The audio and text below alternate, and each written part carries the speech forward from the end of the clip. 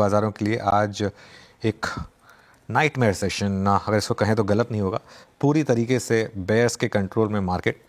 और आज निफ्टी ने एक बार अटेम्प्ट ज़रूर किया 23,800 के इस 200 डे मूविंग एवरेज को होल्ड करने का, लेकिन अब कंफर्टेबली 23,800 के नीचे निफ्टी, और अगर इसके नीचे क्लोज हुआ तो ऑब्वियसली ये अपने आप में एक बड़ा नेगेटिव होगा। और जैसे हम सुबह डिस्कस कर रहे थे, रैलीज बीच बीच में आएंगी। एक रैली सुबह बनी, काफ़ी पावरफुल रैली थी, एक बार के लिए आपको 24,065 तक ले गई थी वो, लेकिन वहाँ वो बुरी तरीके से फेल हुई। और वो जो अप्रोच थी सुबह की, जहाँ रैली फेल हो वहाँ पर शॉर्ट करें, और again easier said than done, लेकिन उस अप्रोच ने काम किया।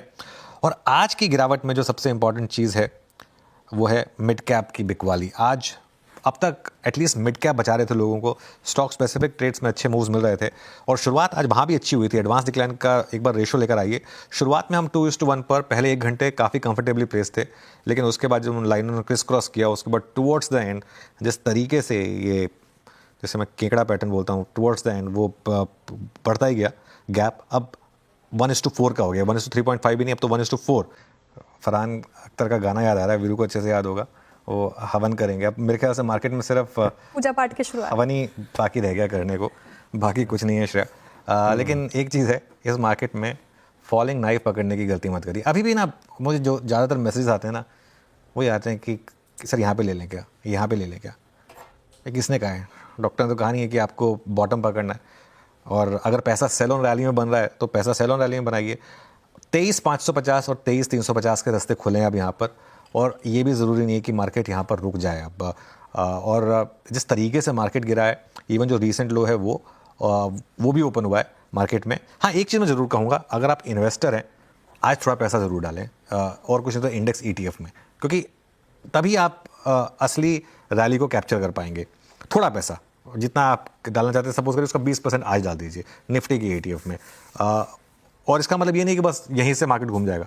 हो सकता है यहाँ से निफ्टी में और 500 पॉइंट की डिक्लाइन बाकी हो सकता है यहाँ से और 1000 पॉइंट की डिक्लाइन बाकी हो, लेकिन वहाँ पर आपको और मौका मिलेगा और ऐड करने का। लेकिन एज ए ट्रेडर स्ट्रैटेजी बहुत क्लियर है, सेल ऑन रैली। जहाँ पर भी रैली फेल हो, और आज भी मार्केट ने आपको एक मौका दिया, बस एक ही मौका दिया, वो रैली फेल हुई और वहाँ पर एक मौका मिला। बैंक निफ्टी की जहाँ तक बात है श्रेया, वहाँ पर अब 50,500 जो कि यहाँ पर अब 200 डे मूविंग एवरेज है, ये ओपन हुआ है। और ये आज सुबह हमारी बात भी हो रही थी कि जो स्ट्रॉन्ग इंडेक्स था एकदम से वीक बन गया यहाँ पर, और FI की जो सेलिंग है उसने पूरा टेक्सचर बदला है बैंक निफ्टी का। ये वही इंडेक्स है जो पिछले हफ्ते ऑलमोस्ट ऑल टाइम हाई पर था, और अब वहाँ से हम 3,000 पॉइंट के करीब फिसल चुके हैं वहाँ से। एक हफ्ते का चार्ट देख लेते हैं एक बार बैंक निफ्टी का। ये 1 महीने का चार्ट है, और अब 1 हफ्ते का देख लेते हैं। ये देखिए किस तरीके से ये गिरा है। अच्छा, एक और चीज़, आज का निफ्टी IT का इंट्राडे चार्ट लेकर आइए। ये एक और एग्जांपल है, बता रहा आपको कि आज मार्केट किस मूड में है। आज IT में लिटरली धो डाला, और स्पेशली कंसिडरिंग 2.5% तो आपको इंटरडे में डाउन दिखा रहा है, मतलब ओवरऑल डाउन दिखा रहा है। डे के हाई से गिनेंगे, जब आप 1% ऊपर थे तो करीब 3.5% गिरे। आज भारतीय बाजारों में जिस प्रकार की गिरावट देखने को मिली, सबको आशंकित कर दिया है कि भारतीय बाजारों में ऐसा क्या देखने को मिला। यहाँ पे आप देखो तो करीब 1.5% से भी ज़्यादा की गिरावट निफ्टी में देखने को मिली।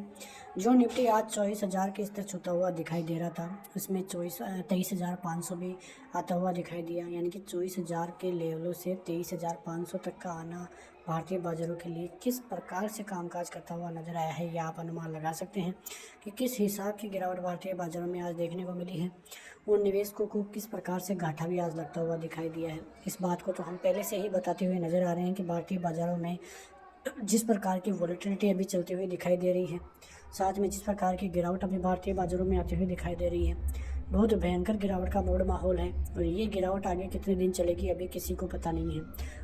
हो सकता है कि भारतीय बाजार 22,500 तक भी जाते हुए दिखाई दे। एक बात तो साफ है कि भारतीय बाजारों में यदि रिकवरी आनी है तो उसके लिए अच्छी खासी तेज़ी की आने की ज़रूरत है। बाज़ारों को 23,800 पार करना और 24,000 पार करना ज़रूरी है, जो अभी तक तो ऐसा देख के लग नहीं रहा है कि आराम से पार हो जाएगा। और आने वाले दिनों में भी भारतीय बाज़ारों के यदि ऐसे ही अहम लेवल टूटते हुए नजर आए तो फिर दिक्कतें भारतीय बाज़ारों में आगे भी बढ़ती हुई दिखाई देगी। तो कुल मिला के बात करें तो भारतीय बाज़ारों के हालचाल फिलहाल बिगड़ते हुए ही दिखाई दे रहे हैं। यदि ऐसे ही आगे भी रहा तो भारतीय बाज़ारों की तरफ से नए नीचे के स्तर देखने को मिलेंगे। अमेरिकी बाज़ारों के हालात भी ख़राब होते हुए दिखाई दे रहे हैं। फीड की पॉलिसी आने के बाद से ही अमेरिकी बाज़ारों में ज़बरदस्त गिरावट का मूड माहौल है। डाउ की बात करें तो हिस्ट्री क्रिएट करता हुआ नजर आया है, जहाँ पे लगातार गिरावट का मूड माहौल ही देखने को मिल रहा है। वहीं जो है नेक्स्ट डे की बात करें तो वहाँ पे भी ज़बरदस्त गिरावट का मूड माहौल आपको देखने को मिलेगा। तो कुल मिला के देखें तो भारतीय बाज़ारों की स्थिति काफ़ी बिगड़ती हुई दिखाई दे रही है, और ये स्थिति कब जाके सही होगी ये कोई भी अनुमान नहीं लगा सकता है, क्योंकि फ़िलहाल भारतीय बाज़ारों का जो मूड माहौल है वो बिगड़ता हुआ दिखाई दे रहा है, और आगे भी ऐसा ही रहता है तो भारतीय बाज़ारों के लिए काफ़ी नेगेटिविटी आगे भी देखने को मिलेगी। एक तरह से देखें तो जो मॉर्गन स्टैनली और बड़े ब्रोकरेज हाउसेज है, उनका ये मानना था कि जो फेड की पॉलिसी है उसकी वजह से भारतीय बाज़ारों के लिए पॉजिटिव रहेगी और चाइनीज़ बाज़ारों के लिए वो नेगेटिव रहती हुई दिखाई देगी, लेकिन ऐसा कुछ भी देखने को नहीं मिल रहा है। शुक्रवार के दिन भारतीय बाज़ारों में ज़बरदस्त रिकवरी का मूड माहौल देखने को मिला। उसके बाद सोमवार से ही भारतीय बाज़ारों में ज़बरदस्त गिरावट का मूड माहौल देखने को मिला। तो ये चीज़ें भारतीय बाज़ारों के लिए काफ़ी नेगेटिविटी यहाँ पर दिखा के गई है, और ऐसा लग भी रहा है कि भारतीय बाज़ारों में आने वाले दिनों में भी थोड़ी यदि लेवल्स को सपोर्ट नहीं करता है, 23,500 को सपोर्ट में नहीं लेता है, तो फिर दिक्कतें बढ़ेगी और बाज़ार में 23,400, 23,300 और 23,000 के लेवल्स कब आ जाएँ ये किसी को पता नहीं है। जब बाज़ार 24,000 के ऊपर था तो कोई भी विश्वास नहीं कर रहा था कि बाज़ार में शुक्रवार तक ही 23,500 तक के लेवल्स देखने को मिलेंगे, लेकिन ऐसा भी हुआ। बाज़ार 23,500 का स्तर भी दिखाया, 23,800 से सीधा 23,500 भी आया, और एक दिन में ऐसा होना सभी निवेशकों के लिए काफ़ी घाटे का सौदा रहा। रिटेल निवेशक जो है काफ़ी ज़बरदस्त तरीके से बर्बाद होते हुए भी दिखाई दिए।